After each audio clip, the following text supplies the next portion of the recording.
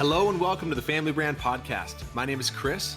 I'm a husband, a father, and an entrepreneur. My name's Melissa, and I am a wife, mother, former nurse turned real estate investor. And we believe the greatest gift you can give your child is a last name that stands for something. Your last name is your family's brand.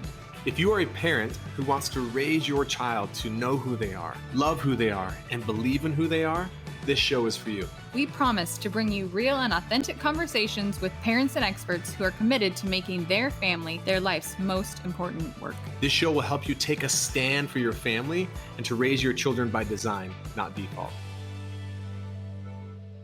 Hello. I am here solo today, and I wanted to talk about an experience that I had with 3 of my little kids this past weekend.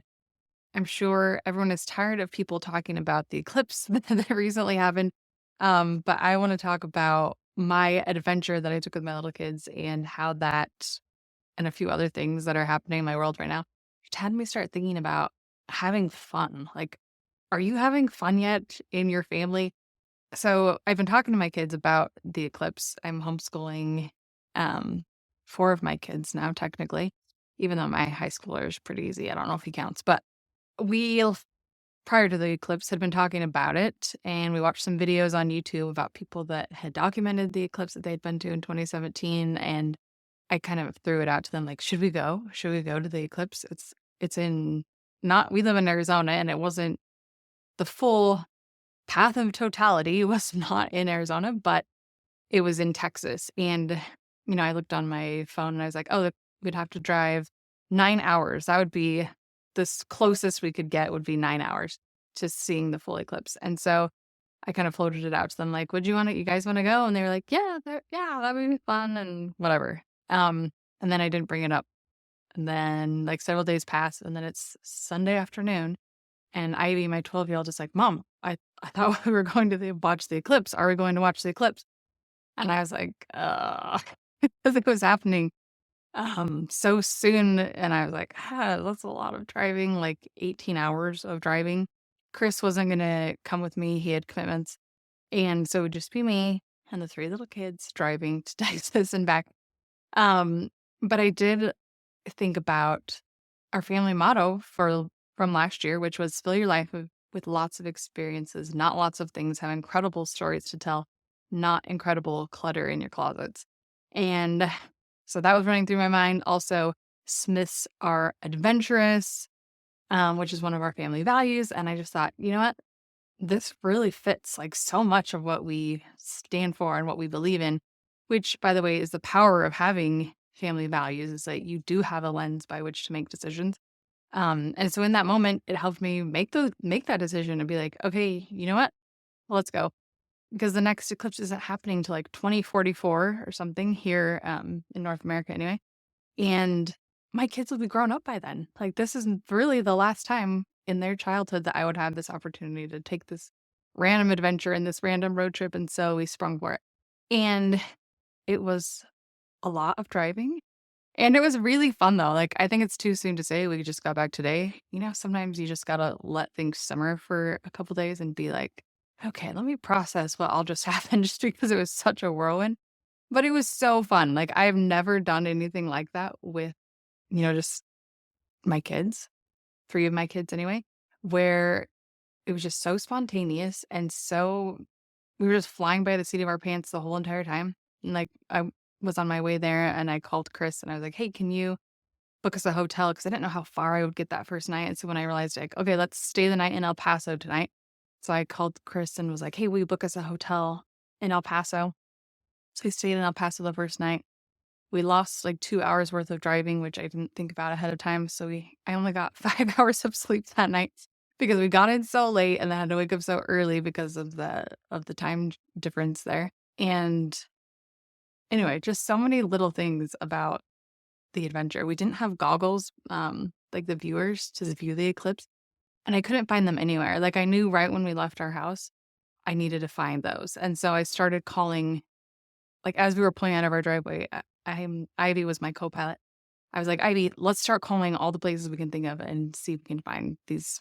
What are they even called? You know what I'm talking about. Those glasses that allow you to view the eclipse. So we were calling everywhere I could think of, Home Depot, Walmart, Sonic. I guess Sonic had a promotion. Not I guess. Sonic did have a promotion where if you buy this certain slush, it came with the glasses that you need to view the eclipse. And basically every time we would pass through a town, which we passed through a lot of towns with Sonic, I would call the town and ask them, "Do you have any of the glasses?" And they were like not available anywhere.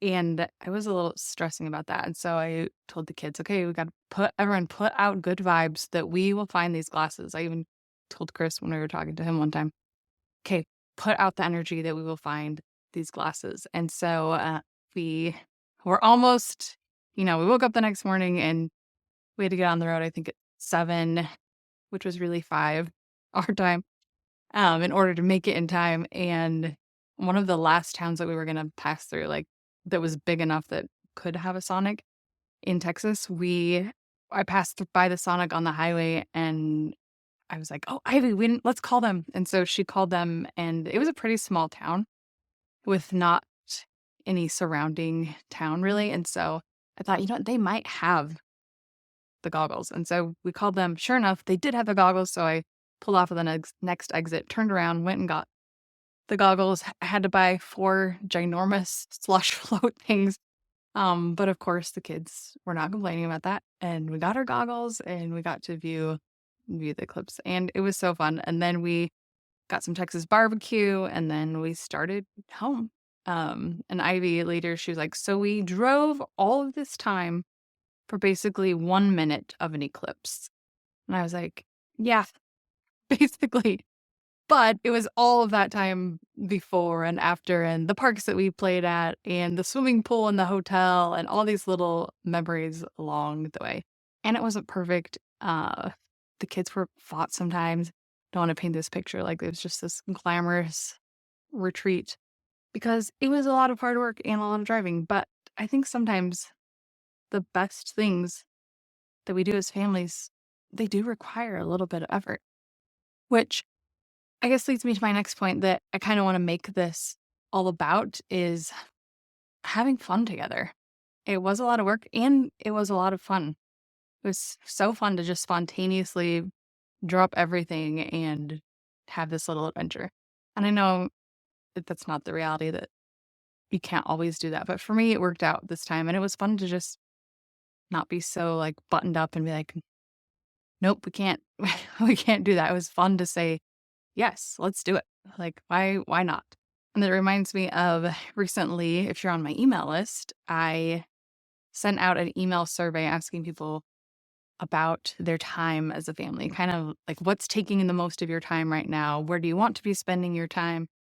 Um, a few questions like that. And it was so interesting to me.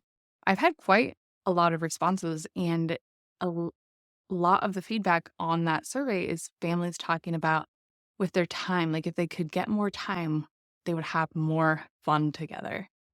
And I can totally relate to that because so much time in our families is filled up with those have to do things, or at least things feel like the things that feel like they have to do things. Like we have to go to school and then we have to get to practice and we have to provide for our family, which all of these things are 100% real, like things that we get to do in our families. But I think sometimes it can start feeling like this isn't even fun anymore. Like, why are we even doing all this? And so I'll leave this as a short episode today, but it just has had me thinking, like after that survey and after this experience with the kids, how can we create more fun in our lives, more games, more just being together, enjoying each other? So I'll leave you with that for this week. How can you create that this week to find more of that time to do the things that you love? And maybe that's it might be too cold to be in the pool, but like playing in the pool or just playing games or whatever it is, that unstructured just playing together. So I hope you have a great week and go and play and have fun because I think that's what family life is meant to be. It's meant to be fun. And oh, there's one other thought I was going to share. So we got home today. I had a bunch of work stuff to catch up on because I had played hooky for a couple days, and so Chris took my 2 littlest on a bike ride.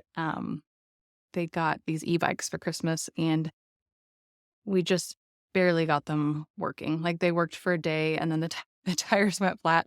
Truly, on like December 26th, they broke, and we haven't got them fixed until like 3 days ago. And so Trip and Indy are loving them, and it's been so fun to watch them play on those together. Indy, in fact, just learned how to ride a bike because she was so motivated by this e-bike. And she's just so proud of herself. And so Chris went on a bike ride with my two little ones, and they were gone for a while. And when they came back, they like rushed into the house, and they were like, "Mom, we just started a club." And they were telling me the name of their club is called the Electric Punks because they're electric bikes. And she invited me to be a member, fortunately. And so I don't know what I have to do to become a member, but I'm going to be a member of the Electric Punks. And they all have names. And there's a little pond by our house, and that's their club hangout. And they have like all these things they were telling me about, these things that they're creating and going to do in their club and what their club is about. And it just struck me as like, this is so fun. Like, I don't always appreciate motherhood and parenthood as fun. And it also made me think, you know what, this little club that they're doing, that's kind of what that's what I want to create in families with family brand is like, how can you just create this cool little culture in your home that's all about who you want to be and what you want to do? And it just was so fun to watch Indy and Trip just light up talking about the Electric Punks. Can we bring that same energy and excitement into our families more often? Anyway, I'll leave it at that, and I hope you have a wonderful week and go find some fun. Thank you so much for listening to the Family Brand Podcast. To say thank you, we have something really awesome we'd love to share with you. You know, we often hear from families who will tell us that they just feel so overwhelmed because of the demands that are placed on them. They feel like they're constantly being pulled in so many different directions and spread thin, and they're spending time as a family, but they don't feel like it's quality time. They're not really connected, and they want to be more intentional. And we can certainly relate because we felt like that at one point in our family. And so we created a guide that allowed us to really be more confident around how we spend time as a family and what we say yes to and what we say no to. And it's just brought so much more peace into our home. It's made our lives so much more simple, and we want to share it with you. So if you go to familybrand.com/free, you can download the How to Take Back Your Family's Time guide. And I can promise you it'll give you more confidence and more peace in your life and in your family. One last thing, we feel so inspired when we hear from families that we are making a difference for them. We would love it if you would leave us a 5-star rating and a review on the podcast so we can reach even more amazing families. We truly believe that the way we change the world is one family at a time.